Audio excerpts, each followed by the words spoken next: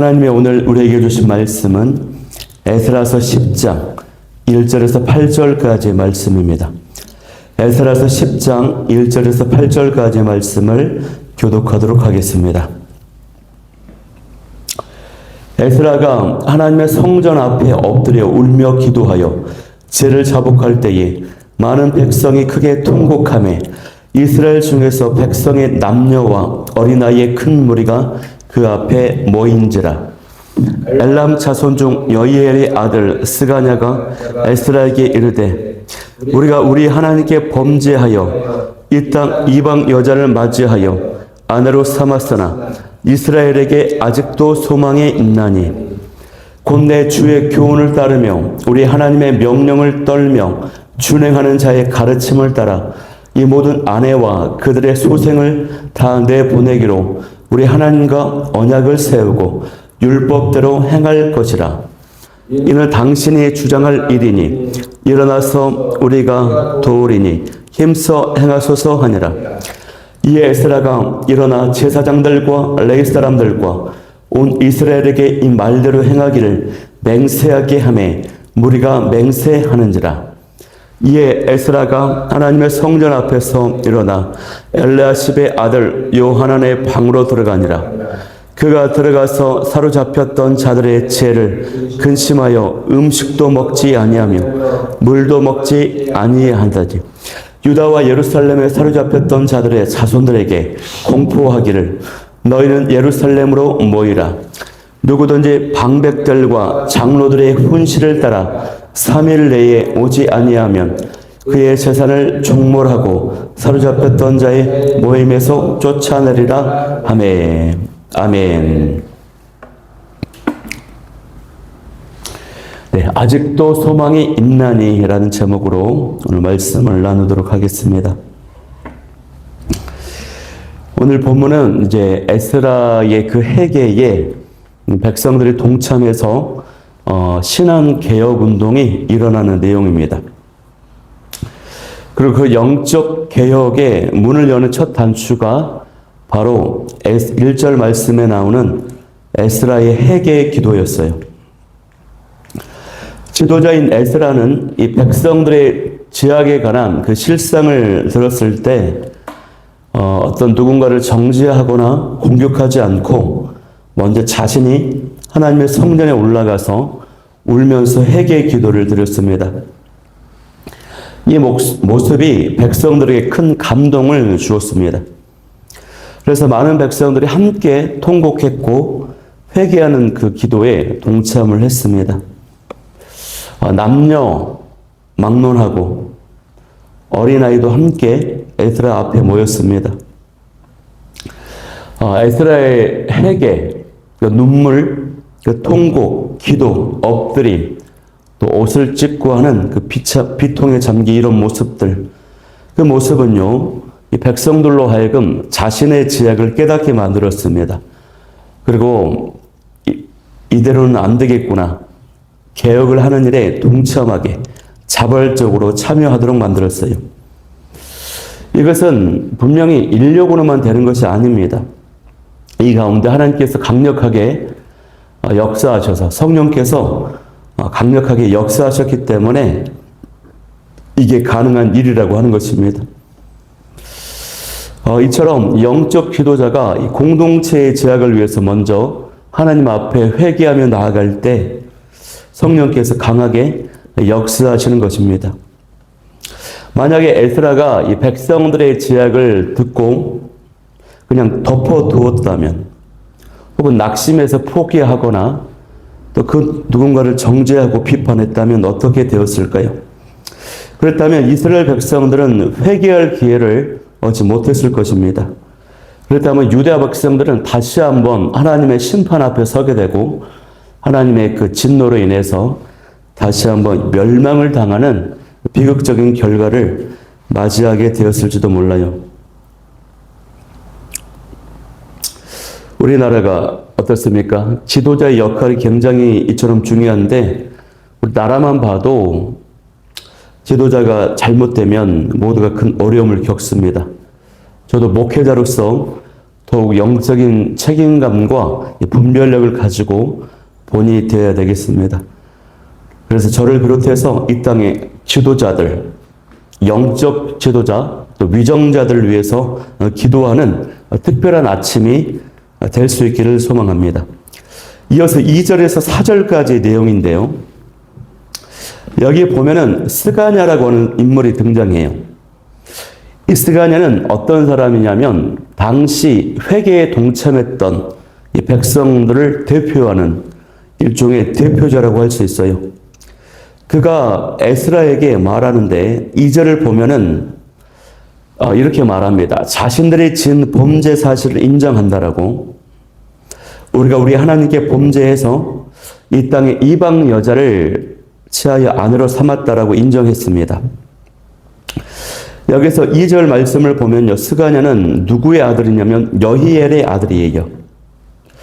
그런데 26절 이제 내일 모레 말씀을 보면은 이 여히엘이 누구냐? 이방 여자를 아내로 취한 사람입니다.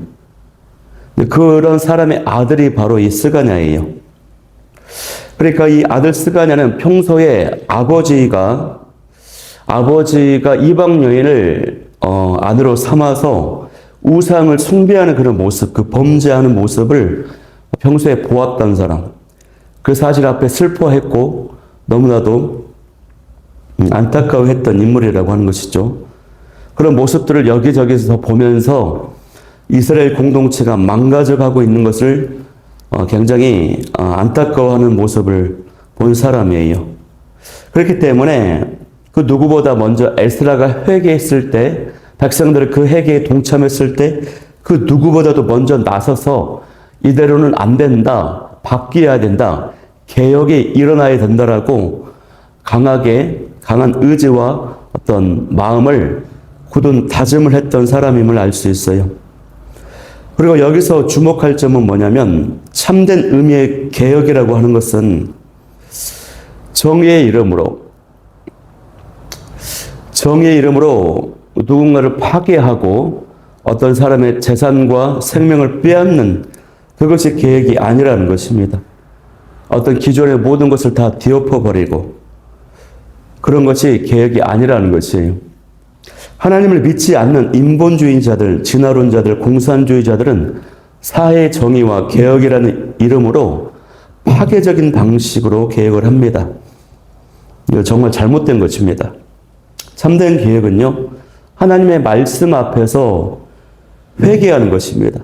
그 누구보다도 자신의 죄악을 먼저 인정하고 자기 자신부터 변화되는 것이 참된 개혁이라고 하는 것이에요. 이 스가냐는 개혁이 되어야 된다고 하는 것을 아버지를 비롯해서 평소에 그런 개혁에 대한 의식과 열심을 가지고 있는 사람이었어요. 그러나 그 계획의 첫 출발점, 그 방식은 2절 말씀에서처럼 자기의 죄를 먼저 인정하는 것입니다. 자신부터 바뀌는 것이에요. 제약된 인간의 본성을 먼저 깨닫고 회개하는 사람. 이 사람이 참된 개혁이고, 그래서 성경은 말하기를 자신의 죄를 먼저 하나님 앞에 자복하지 않고 이것을 해결하지 않으면 불행한 결과를 가져올 것이라고 말합니다. 어떤 결과가 나타납니까? 하나님과의 관계가 끊어집니다. 기도해도 기도 응답이 이루어지지 않아요. 또 마음이 강팍해지고 모든 일에 형통함이 없어요. 심지어는 고통을 당해서 질병이 찾아오고 몸이 수척해집니다. 이런 내용들이 성경에 다 기록이 되어 있어요. 이거 사람의 말이 아니라 말 듣지 않으면 협박을 말 안 들으면 저주 가운데 있는다라고 하는 인간적인 협박이 아니라 성경에 그대로 나와 있는 내용들입니다. 그런 의미에서요, 이 개혁에 동참하면서도 그 첫 시작점을 다름이 아닌 죄를 인정하고 회개하는 이 스가냐의 모습이 바른 모습이라고 할 수 있어요. 그러면 그렇게 개혁을 결심한 이 스가냐의 그 모습이 어떻게 나타납니까? 3절에 나타나는데요. 3절 말씀을 합독해 보겠습니다. 시작. 곧 내 주의 교훈을 따르며 우리 하나님의 명령을 떨며 준행하는 자의 가르침을 따라 이 모든 아내와 그들의 소생을 다 내보내기로 우리 하나님과 언약을 세우고 율법대로 행할 것이라. 아멘. 죄를 인정하고 난 다음에 그 단계는 하나님의 말씀대로 행하는 것인데, 그 말씀대로 아내와 자녀들을 내보내겠다라고 하는 결심이에요. 3절 하반절에 그 내용이 나오죠. 이 결심은 스가랴 한 사람의 개인적인 결심이 아닙니다. 이미 회개하는 그 백성들과 함께 논의를 걸쳐서 마음을 모아서 함께 결정했던 공동체의 결심이에요. 그 내린 결심을 이 스가랴가 에스라에게 전한 것입니다. 정말로 놀라운 것이지 않습니까? 아내들을 보내겠다. 자녀들도 내보내겠다. 유다 백성들이 이런 결정을 내리고 실행한다라고 하는 것은 정말 어려운 일입니다. 왜 그렇습니까? 혈연으로 맺어진 가족 관계이기 때문에, 가족을 해체시키는 일이기 때문에 정말 어려운 일입니다. 문제의 본질은요, 문제의 본질을 이 백성들이 직시했다라고 하는 것이에요. 잘못한 것을 이대로 두면 안 된다. 잘못한 것을 그대로 두면은 유다 공동체 전체가 망한다는 것입니다. 그렇기 때문에 하나님의 말씀으로 돌아가는 것만이 소망이 있는 것이에요. 이 백성들이 회개하는 가운데 이 사실을 깨달았어요. 하나님의 말씀대로 돌아가는 것, 회개하고 말씀대로 실천하는 것만이 자신들의 유일한 소망이다라고 하는 것을 깨달았어요. 그래서 그것이 엄청난 대가를 지불하고 굉장히 큰 아픔과 고통, 아내를 다시 돌려보내고 자녀를 떠나보내야 되는 엄청난 대가 지불과 아픔이 있는 일이지만 그것을 해야 된다라고 하는 것입니다. 이 엄청난 결단을 지금 백성들이 하고 있어요. 그래서 우리가 아무리 깊은 죄악 중에 있을지라도 말씀으로 돌아가는 것이, 그것이 바로 소망이고 새로운 출발의 기회가 된다라고 하는 것을 명심해야 됩니다. 이것이 하나님을 믿는 우리의 소망이 되어야 돼요. 오늘 저와 여러분의 소망은 무엇입니까? 하나님의 살아있는 말씀이 저와 여러분의 소망이 되길 바라요. 그런데 어떤 분들이 이 말씀을 보면서요, 이 가정을 해체시키는 이 방법이 너무 극단적인 것은 아닌가라고 하는 의문을 가질 수 있습니다.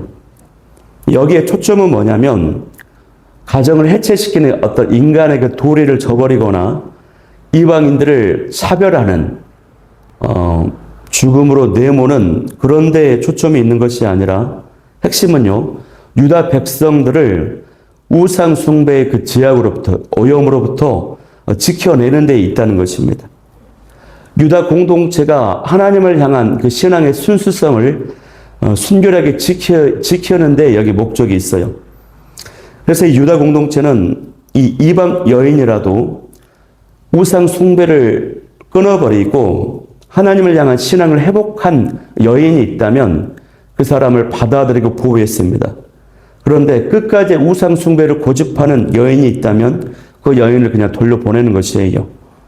이 돌려보낼 때 그냥 무작정 사지로 황폐한 땅으로 내보내는 것이 아니라 생존에 필요한 재정, 살림살이를 다 모아서 내보내는 것입니다. 그리고 자녀들도 왜 같이 보내야 되냐면 이 자녀도 역시 어머니의 영향 때문에 우상 숭배의 요소가 너무 많아요. 그래서 어쩔 수 없이 눈물을 머금고 떠나보내는 것입니다. 이처럼요, 우상 숭배의 제약이 이처럼 무서운 것입니다. 이를 끊어버리기 위해서 어디까지 해야만 하는지를 유다 백성들이 보여주는 것이에요. 믿는 자들에게, 하나님을 믿는 자들에게 최고의 가치와 모든 결정의 우선순위가 바로 하나님을 향한 깨끗한 순수한 신앙이 되어야 된다고 하는 것을 보여줍니다. 이처럼 우리의 신앙생활이라고 하는 것이 쉬운 것이 아닙니다. 단순한 것이 아니에요. 우리의 신앙을 위해서라면 재물도, 심지어는 가족까지도, 목숨과 명예, 가문까지도 포기할 수 있어야 된다고 하는 것입니다. 이것이 구약에서만 그런 게 아니라 신약 성경에 보면 예수님께서 하신 말씀도 그렇습니다. 자기 모든 소유를 버리지 않으면 제자가 되지 못한다고 말했고요. 가족들을 미워하지 않으면 합당하지 않다라고 이런 말씀을 했어요. 우리가 예수님을 주인으로 믿고 살아간다라고 하는 것이 쉬운 삶이 아닙니다. 간단한 삶이 아니에요. 우리의 삶 가운데 주의 은혜가 있기를 축복합니다. 4절 말씀을 보면은 스가냐는요, 에스라에게 자신들을 지도해 줄 것을 요구합니다. 이는 당신이 주장할 일이니 일어나소서, 우리가 도우리니 힘써 행하소서. 이방 여인을 떠나 보내는 것은, 자녀들까지 버리는 것은요, 참으로 실행하기 어려운 일입니다. 그래서 이것이 성공적으로 이루어지기 위해서는 그에 합당한 법적 권위, 고난, 덕망을 갖추고 있는 에스라의 강한 지도력이 필요한 일입니다. 그리고 에스라는요, 이 일을 위해서 준비된 인물이었음을 볼 수 있어요. 바벨론 포로지에서부터 아닥사스다 왕으로부터 인사권과 사법권, 판결권, 정권을 위임받았고, 에스라는 어렸을 때부터 학사로서 하나님의 율법에 종통한 자로 준비가 되어 있었어요. 그러니까 에스라가 그렇게 탁월하게 준비되고 이방 왕의 어떤 신임과 총애를 받은 사람이었는데, 그때는 정말 그 단순하게 정말 탁월한 인물이다라고 생각이 되었지만, 이 사건과 연결해서 생각을 해보면 하나님께서 이 때를 위해서 하나님의 섭리 가운데 이 에스라를 철저하게 준비시켜 왔음을 볼 수가 있는 것이, 어릴 때부터 이 때를 위해서 에스라가 준비되어 왔다는 것입니다.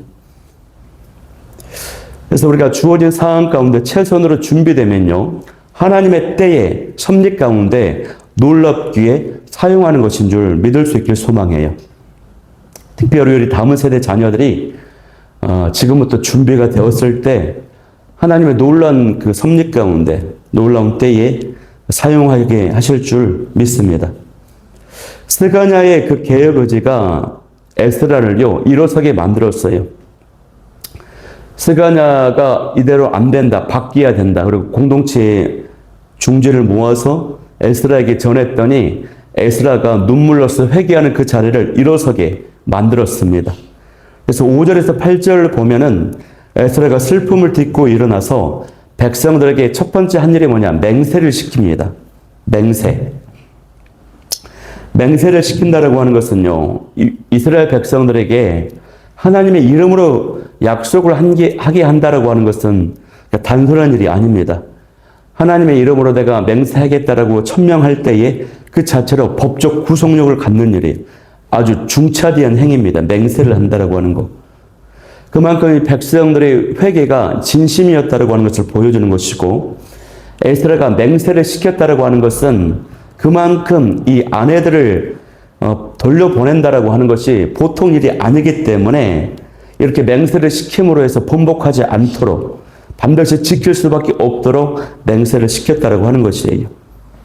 이게 에스라가 첫 번째 행한 일이고요. 두 번째는 무엇을 또 에스라가 했냐면 성전에 들어가서 기도를 합니다.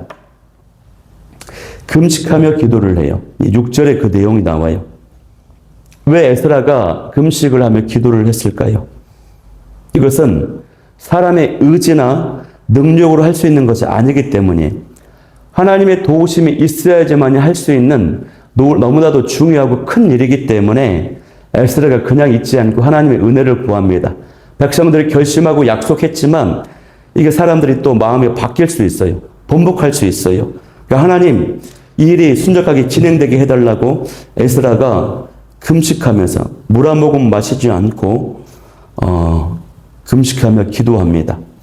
이 요하난의 방에서, 요하난의 방은 제사장들이 의복을 갈아입는 방입니다. 그곳에서 기도했어요. 우리가 율법적으로 이러한 금식의 행위가 아니더라도 우리가 어떤 중요한 일을 앞두고 있을 때요, 이런 에스라가 지녔던 심정과 마음과 태도를 갖출 수 있길 소망합니다. 하나님, 이 일은 하나님의 도우심이 아니면 안 됩니다. 하나님 도와주세요로 가는 이런 자세와 마음을 우리가 안에 갖출 수 있기를 소망해요. 마지막으로 에스라가 예루살렘 총회를 소집하는 공포문을 발표합니다. 3일 내에 예루살렘 성전 광장으로 모여라 라고 하는 것입니다. 3일 내로 오지 않으면 재산을 몰수하겠다. 이스라엘 공동체에서 쫓아내겠다. 이스라엘 백성들을 전체 이 예루살렘 광장으로 모이라라고 하는 공포를 합니다. 이 광장 가운데 올 수 있는 넉넉함이 3일이면 충분히 올 수 있거든요. 그래서 이렇게까지 하지 않으면 이 결심, 이 개혁을 순적하게 진행할 수 없기 때문에 강력하게 에스라가 단행을 하는 것이에요. 에스라에게 그런 법적인 고난도 있었고 지도자적인 위치에 있었고 또 그런 덕망을 율법적 말씀대로 살아가는 그런 덕망이 있었기 때문에 에스라가 아니면 할 수 없어요. 에스라만이 이것을 할 수 있습니다. 그렇게 해서요, 이 일이 순적하게 진행이 됩니다. 신앙의 순수성을 지키기 위해서 할 수 있는 모든 것을 다해요. 지혜를 척결하는 문제는 단순한 문제가 아니라 죽고 사는 문제, 생명의 문제입니다. 그러므로 저와 여러분도 이 제약을 철저하게 배격할 수 있기를, 끊어버릴 수 있기를 소망하고요. 어떤 대가가 따르더라도 세상과 태합하지 않고 우리가 신앙의 그 순수성을 지켜나가는 저와 여러분이 될 수 있기를 축복합니다. 오늘 이 백성들의 모습을 기억하면서 기도할 때 첫 번째, 하나님, 영적인 책임감을 가진 에스라처럼 모두에게 신앙의 본이 되고 회개의 본이 되는 삶이 되게 하여 주옵소서. 두 번째는 말씀 따라서 나의 죄악을 먼저 인정하고 나부터 변화되는, 나부터 나의 삶이 바뀌는 진정한 개혁이 있게 하여 주옵소서. 세 번째는 어떠한 대가와 어려움이 있더라도 타협하지 않고 신앙의 순수성을 지켜나가게 도와주옵소서. 죄악을 확실하게 가감하게 끊어버리게 도와주옵소서. 우리 진실하게 찬양하며 나아가도록 하겠습니다.